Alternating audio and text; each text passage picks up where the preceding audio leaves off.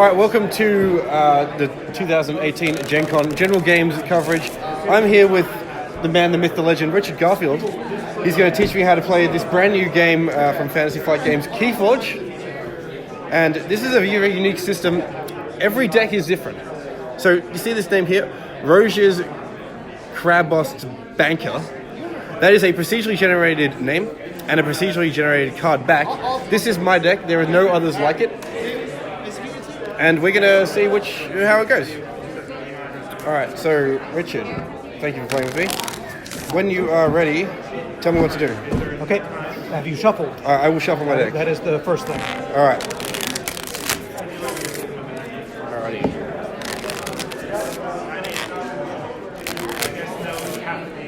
Alrighty. Okay, so take 6 cards. 6 cards.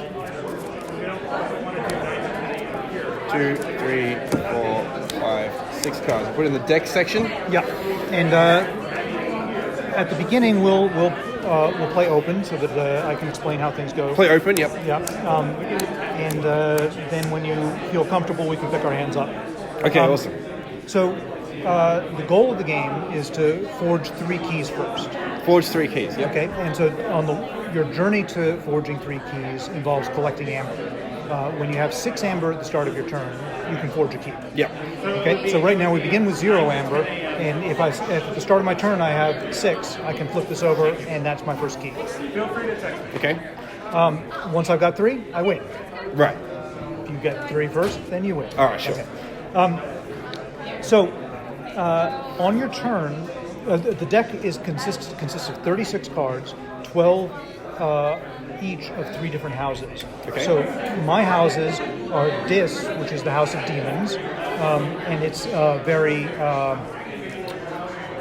interference-oriented color. So it'll have you do discards and things like that. Sanctum, which is a protective house. It has a lot of armor and healing. And Untamed, which is good at fast amber generation and not too shabby at fighting. Okay. So there are 4 types of cards. The most common ones are creatures and actions. Creatures and actions. So these are actions, these are creatures. All right. Actions, there's no sense of mana cost or anything like that. You can just play the most powerful creature you have right off the bat at the beginning of the game. Okay, sounds good. So actions you play and then they're discarded. Yep. Creatures you play, they go into play tapped and they untap at the end of the turn. Is it called tapped in this game? It is not. I've been thinking it's exhausted and ready. Right.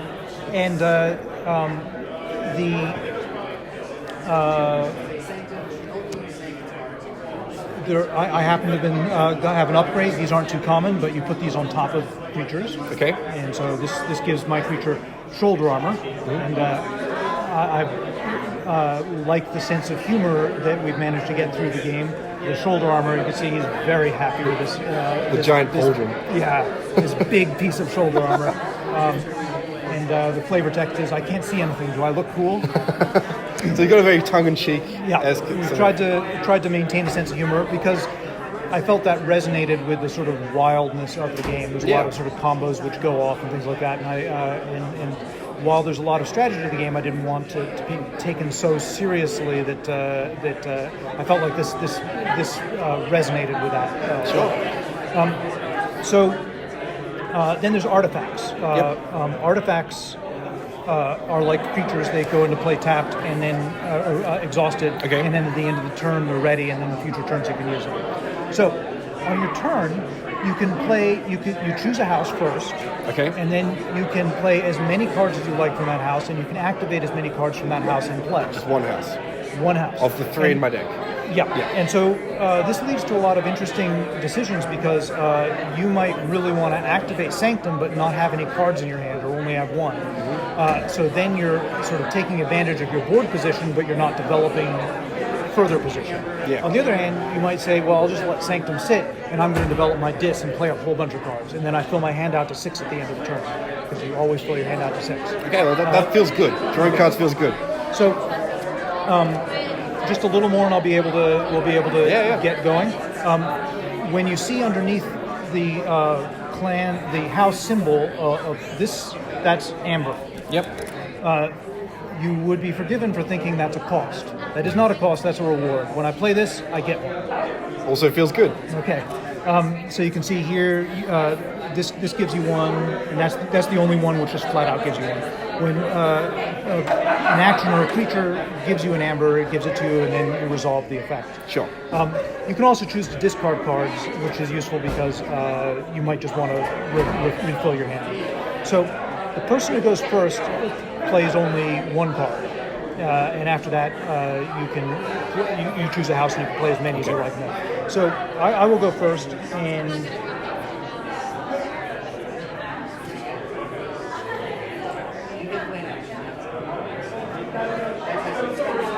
I'll get this into play. Okay. Okay. So she's ready now, and the way creatures, to understand this creature, this is the most important number. That's 6. Mm-hmm. That's the power. Okay. Okay. Unlike a lot of card games, there's only one number. It's just the power. This is how much she hits for. That's how much damage she takes. Okay. She does have 2 armor though, and this armor replenishes at the start of every turn, but is only usable once per turn. So if you could do 1 point of damage with one thing, and then 3 more points of damage with something else, and now she's starting to take damage. So it's a threshold per turn. Yeah. Yeah. Exactly.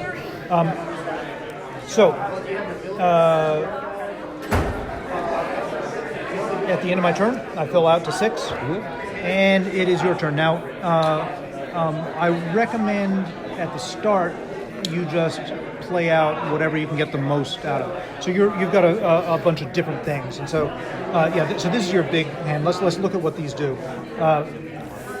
You've got a creature here, which is good.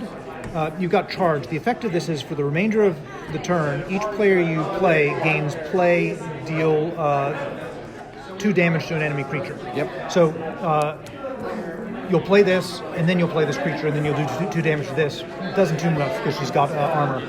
This one, Be Gone. When you play it, you destroy each disc creature, or you can gain an amber. Okay, that's so really cool. This is a kind of an interesting card because you happen to be matched up. I am playing disc, but there's only 40% chance that I would be. Okay.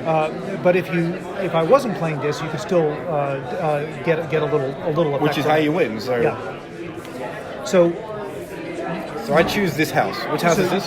This is Sanctum. Sanctum. I choose Sanctum. Okay, so Sanctum. The best thing to do for the beginning is to play this. This gives you an amber. Yep. Let's keep this down. And this effect is that when you play a creature, you do 2 damage to a creature. Yep. You can play Frankus, and you'll do 2 damage to her. Again, it doesn't matter because she's got the armor, but later on it could have mattered. And then you play Be Gone just to cycle it. Oh, actually, you may not. This is an interesting decision for you. You know that I'm playing disc. Because on the back of it, So you could choose to play it now and just get an amber and cycle through your deck, or you could save it and basically really crush me if I get a disposition. So this is disposition. So this is an action. So this is now in the discard pile? Yeah. Yeah. All right. I am going to hold this because I like value. Okay. I'm one of those filthy gamers, you see. Well, your intuitions about card advantage will be a little off with this game since you fill your hand each time, and so sometimes it can screw up what you think is best. But this is going to be, it could be such a powerful card against disc that it might be worth saving. It's more about tempo, I think. So then this is ready at the end of the turn. Oh, raise it in the turn. Okay. Yeah, and so now you draw 2 cards. Yep. Another Sanctum card. Okay, so now is the time where I should tell you how creatures work. Yep. Because I might choose to activate Sanctum. Yep. And if I did, I'd put shoulder armor on her, get a nice a little bump, and use her. So how to use creatures? The creature's arrangement on the board matters. Oh, so these lanes? These are not lanes. They matter relative to yourself. Okay. So it doesn't matter to me where you are, but it does matter if I've got a guy here or the left and right matters. Sure. When you use a creature, in general, what you can do is 2 things. You can reap with it, and I would do that by doing this, and then you get an amber. So that's one of the main ways to use creatures is to just generate amber. Or you can fight with it. If you fight with it, you do it Hearthstone style. I take this 6 and I apply it to any one of your creatures. Okay. Now, there's a lot of modifications to that, but in this case, you've only got one creature in play, so what would happen is I'd say I would do 6 to you. You would prevent 1, so you'd take 5 damage, and you put 5 on, which is, unlike magic, this is perpetual. Yeah, damage. Sticky damage. Which is like Hearthstone. So. Which is like Hearthstone. You would do 6 back to me, and so I would end up with 4. So attacking you isn't very appealing because I'm just using my action to exchange damage. I'm not making any headway. Putting the shoulder armor is kind of nice, but I think what I want to do is develop my position a little more. And so what I'm going to do...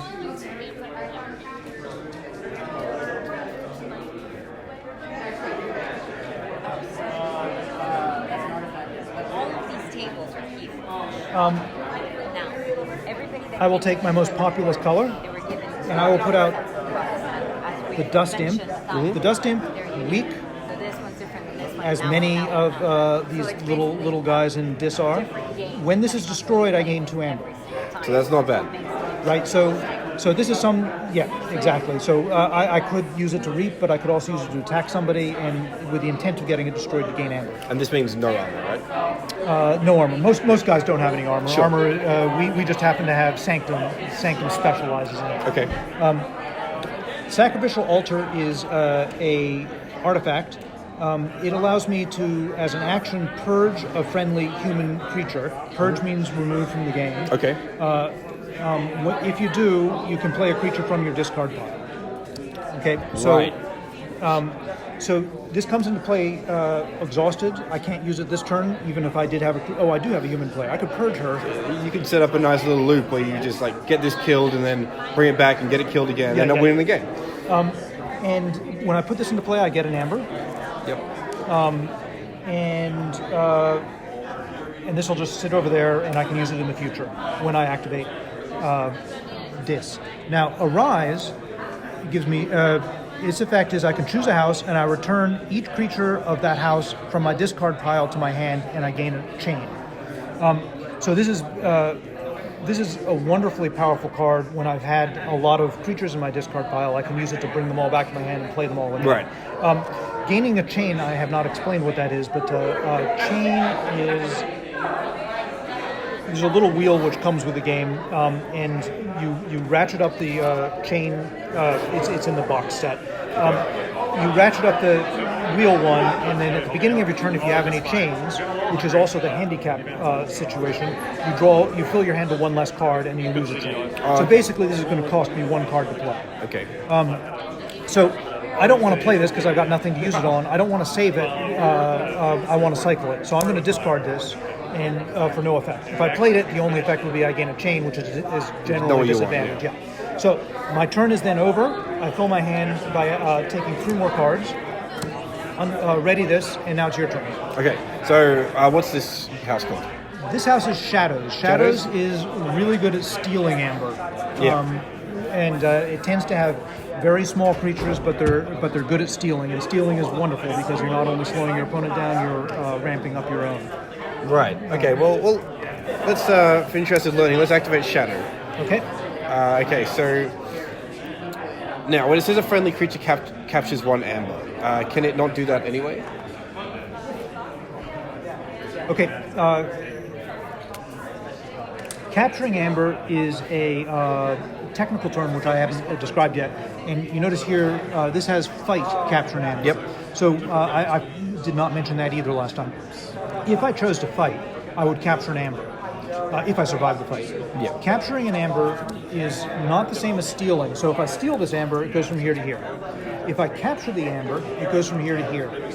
Now, the House of Sanctum is a honorable house, and so it believes stealing is evil, and so it's capturing this, but if you destroy this, you get it back. So it's like liberating it. Yeah. And so what this will do is this will allow you as an action, you can, a friendly creature captures an amber. So suppose this was in play and ready to be used, which it is not. Yep. If it was in play and ready to be used and activated shadows, you could use it right now and just have this person capture this. Okay. Now the rules are always, if you've got amber on your creatures and that creature goes, it goes to your opponent. It doesn't matter where it came from. It's clean. I like that. So that's how capturing works. All right. Well, let's play this. Okay. This is an artifact, so it goes right here. This is an action, so that's not going to work. So I'm not making a key for 12. Right. The Key of Darkness, its effect is you forge a key at 6 higher than the current cost. If your opponent has no amber, you forge a key at 2 more than your current cost. So these things often look bad, but they're tempo. Right? Oh, yeah, no. Yeah. And so I would not think this is worth saving. Yeah. It's not good enough to save. So if I were you, I would just discard. If I drew it later, I can imagine it would be quite powerful. And what is this? This is a creature. It's an elf thief. It's elusive, so the first time it's attacked, its turn does no damage is dealt, and it has play steal 1. Right. So when you play it, you steal 1. Bam. Yeah, that sounds good. So total weak. This is obviously as weak as you get. If you had 0, you'd be dead. Sure. But the elusive is kind of an interesting ability. There's a lot of cards, particularly in shadows, that have elusive. Elusive means if I wanted to kill it right now, it's actually I'd have to do something special because I'd have to have 2 creatures in the same house to be able to attack it. Oh, that's very true. Of the same house. Yeah, I hadn't thought of that. So your turn is over. I draw some cards. I draw 3 cards. Now, Untamed is all about gaining the amber. This one gives me 4 amber when I play it. Unfortunately, when I play it, my opponent also gains 2. Well, I'm okay with that. Are you not going to play it? You should play it.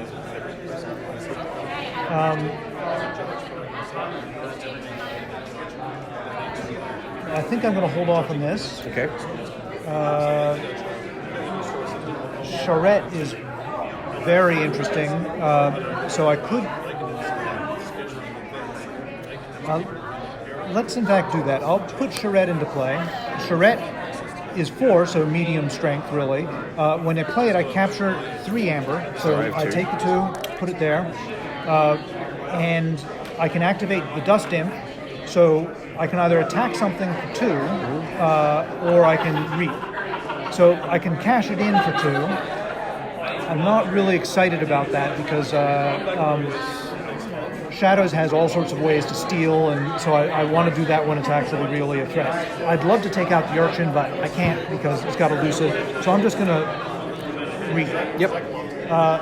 This is ready. I could purge a friendly human creature from play. If I do, I play a creature from my discard pile. Now, that is something I could do. I could purge her. I could sacrifice him, purge her, bring him back, which could generate a lot, but she's pretty powerful, and so I want to hold on to her. I'm not ready to dump her yet. Okay. Throw her onto the sacrificial altar. That's later tables. Okay, so now it's your turn. All right. So I am going to activate Sanctum. I think. These. Okay. Yeah. Certainly, the first order thing is just to always play the card where you can play the most cards. So I'll play this. Okay. The Grey Monk, kind of weak. He has an ability which is always on, which is each friendly creature gets +1 armor. So now the Urchin has 1 armor, and Frankus has 2. And when this one reaps, it also gets to heal 2 damage from any creature. That is the plan. So can I attack and then still play cards afterwards? Yeah. So I will attack this with this. Okay. So that uses this. You do 6 damage to him. Yep. So he's dead, and you get back this. And you take 3. Yep. 2, because he has 1 +1 armor? 2, +1 armor. And then after an enemy creature is destroyed, after fighting, I capture an amber from you. Onto heal.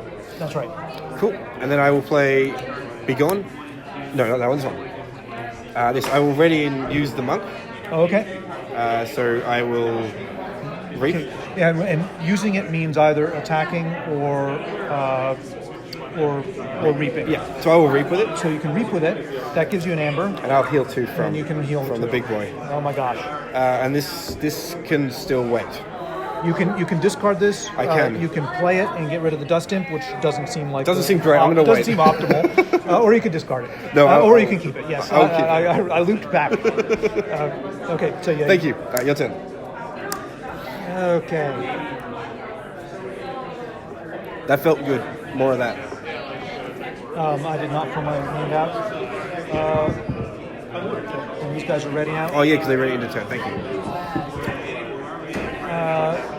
I think I'm still going to hold off on this. I don't like playing Fertility Champ because it actually, well, it wouldn't give you enough to win, to forge your first key, but it's on the way. So I can't get this ever? I just stop you having it? There are card effects which will allow, but in general, this is mine. It's just being held hostage. Yeah, so I'm stopping you, which is essentially the same thing if you're trying to win the game.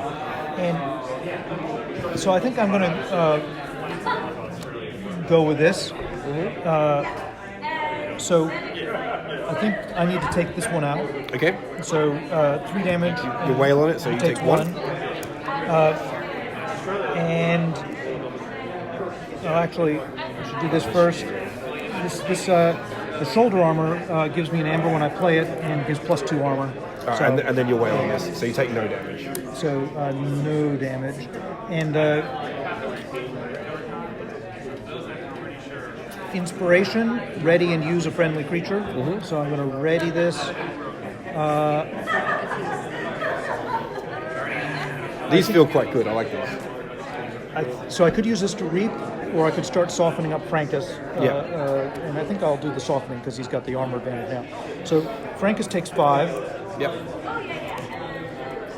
And he's got 4 armor, so he's kind of a monster. Takes 2. Yeah, nice. And that's inspiration. Blinding Light, I choose a house and I stun each creature of that house. Stunning is another mechanic which I have not explained. Okay. I get an amber for this. Stunning means the next time you activate it, the next time you use it, all you do is get rid of the stun. Sure. If you end up if I fight you, you still do your damage, so I think I'm going to stun this guy. Now, in the basic set, there's some stun counters too. Sure, should we just turn upside down? Sure. Is that okay? I don't know, that'll do for now. Yeah, that'll do for now. And I'm done. Alrighty, so I really want to forge a key. You're almost there? I am almost there. Okay, so 3, so I can't use this to do anything except undo the stun, is that how it That's works? right. So if you activate Sanctum, you will just be getting rid of the stun. I think I'll be activating Shadow. I will use this to reap. Okay. Go 4. I'll deal 2 damage to the Dusk Imp, which does give you 2, but it gives me 1. Okay. I steal 1 even, so Stealing is it's a little bit better. That's right. And this one you deal 2, and if it destroys the creature, you gain. Then you steal 1, which is one reason why you wouldn't want to do it to this, even if you did do any damage, because you're not destroying her anytime soon.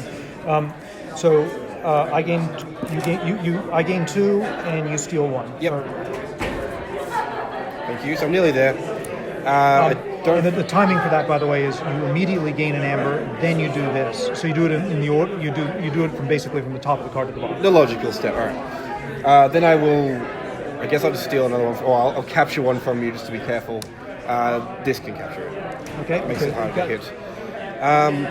You're nowhere near it, so I'll keep this for a later date. The miasma for the home audience is makes it so that I can't forge a key next turn. I can see that being very good on the 3rd key fight. So right now the decision as to whether to play it and just get an amber when it's being wasted in other regards has to be set opposite the possible use of it slowing me down later. Yeah, sure. I'm going to hold it. Okay. And I'm going to end my turn. Okay. So I didn't activate him, right? Yeah. Okay.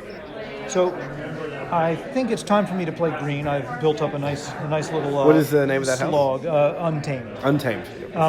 So let's see what I've got. I've got an upgrade, the Niffle Queen, cooperative hunting, save the pack. Save the pack is interesting. It's destroy each damaged creature, and I gain a chain. Okay. Yep. So I'm not really excited about that because your damaged creature is is far close. Mine's more valuable at this point. You're and this is stunned and you're basically nearly dead. So this card becomes one that I think I'm going to end up discarding. I'll play the Niffle Queen. The Niffle Queen. Each other friendly beast creature gets 1 power. Each other friendly Niffle creature gets 1 power. Okay. And every deck that has Niffle Queens has some Niffle Apes, so it always has some of that. Oh, so that's even more impressive. So the deck generation looks for combos and tries to bring them out. That's really, really impressive. I'm going to give her the Way of the Bear. The Way of the Bear gives me an amber when I play it, and it says this creature gains Assault 2, which means that before the creature attacks, it does 2 damage. Okay. So it's kind of like a mini First Strike. So she's got the Way of the Bear, and I've got Cooperative Hunting. Deal 1 damage for each friendly creature in play, and I can divide this how I like. So I will use this. I will deal 1 damage to him or to her. So first time creature attacks. You won't attack, so it dies? That's right. This is not an attack. This is direct well damage. Well played. I can do 1 more damage. I'll do it to him, to Frankus, but he's got the armor. So it actually is an interesting decision. It could be that I should do 2 damage to him and clean him off, but he's stunned, and this is elusive, and he's nearly dead. So that's my thinking. Finish it off this turn somehow. Now the Fertility Train is really where I have to make my play decision, because I really don't know if this is worth playing. I hate pushing you over, especially against Shadow. So I suspect this is the wrong move, but right. I'm going to play it anyway. We won't hold you hostage on camera. We won't finish this game. We'll just get to a couple of first key each. I'll get to 4. The effect is you get 2. I'm pretty sure that's a bad move, but there you go. I'm doing it anyway. You heard it here first, folks. It's a bad move. and this one I will discard. I do not want to trade Tabris for certainly for Frankus. And we're good to go. Do you want to forge a key? I cannot. It's the beginning of your turn only. So I get to be the first right. one. So that's why I think it's a mistake, because you get the tempo because of this. It's the internet. I happen to know also you've got the Miasma, which you may choose not to play because of the rest of your things, but that makes this even less tempting, because it's just like here's a bunch of money out there for you to steal. Oh, and I've got 2 turns. You got 2 turns. You're going to get 3 keys. I might wait till the 3rd key. Right? You get to refill your hand though, which is quite good. That's right. Okay. That's my turn. It is your turn. Okay. So start of my turn, I'll forge a key. Right. 3, 6. Yep. Cash that in. Forge the key. I'll forge this key. Bam. Okay. Key forged. There is a rule when you're ready to forge a key, you're supposed to announce check. Yeah, I like that. And so I should have said check at the end of my turn, just to warn you that I'm in position to forge a key. It's friendly. I like that. All right, so I think you got a pretty scary board here. Yeah, no, these creatures are, they mean business. Although I have the key advantage, you are definitely snowballing away. I have hard disadvantage. Oh, do I? Oh, look, another one of these. What faction is this? What house is this, sorry? Oh, that's Brobnar. Brobnar. You've got the fighting advantage when you start playing your Brobnar creature. Brobnar is the premier beat him down color. All right. You can see that because he's 8 power. You don't see that in any other color. Well, except Mars. Let's Brobnar it up. Okay, so let's play a Fire Spitter. Okay, Fire Spitter. This is Brobnar has a lot of giants. This is 5 power, so this is a small Brobnar creature, and it's bigger. Well, I mean, it's not bigger than the biggest stuff in Sanctum, but it's still pretty big. He's got an armor which is very unusual even in Brobnar. His ability is before a fight, you deal 1 damage to each enemy creature. That's amazing. So you can really mow down little guys. I'll play a Troll, which is a big dude who heals 3 when he reaps. There's a bit of tension there. You got the big guy, but you're healing and. Yeah, he can. Even with her 4 armor, he doesn't quite take her down in 1 hit. He does because she's softened up. But play the War Chest, so this is an action I can gain an amber for each enemy creature that was destroyed in a fight this turn, which kind of ties in well with the giant creatures. Yeah. Brobnar can usually arrange that. Exhausted creatures cannot fight ever? For the sake of this? That's correct. Yeah. They're exhausted. So this is so I can use off-faction creatures, isn't it? Well, yes, that's right. So the follow the leader says, for the remainder of the turn, each friendly creature may fight. This allows you to use this. But you can actually use this to unstun him. Yes. Yeah. But I think this is better saved for a future turn. I think I'm done. So these ready.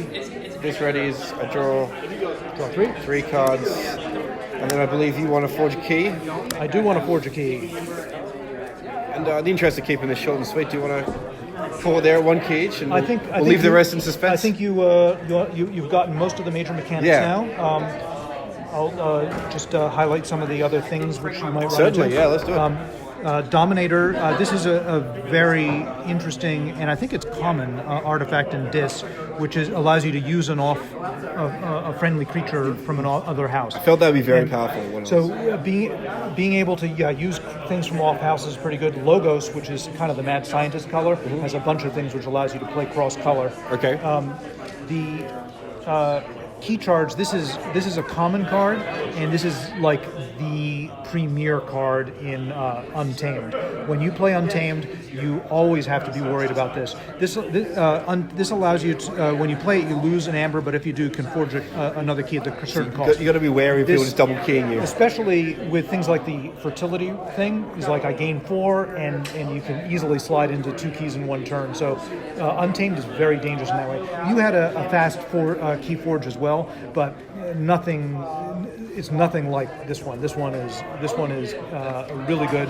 That one's kind of crap. It's a good surprise, but it's not that great. What else we got? Staunch Knight has +2 power when he's on the flank. The flank is either edge. Okay. So if he was here and there's a creature key, he would not be on the flank, but if he's on the far out. Okay. Lash of Broken Dreams. This is more of the interference from Dis. Every time you use it, you can make your opponent's key cost 3 the next turn. So this can get into the situation where you're about to forge a key. I'll choose to activate Dis and make it very expensive for you. And maybe you can't forge it, or maybe it just costs you more. All right. Well, I'm being told we're out of time. Okay. So once again, thank you very much for the demo. Oh, thanks for the interest. I'm very excited to get these back to the hotel room and see what I can do. All right, thank you all for watching. Tune in tomorrow for the full-on convention action. I've been Scott from General Games. This has been Richard Garfield. Thanks for watching.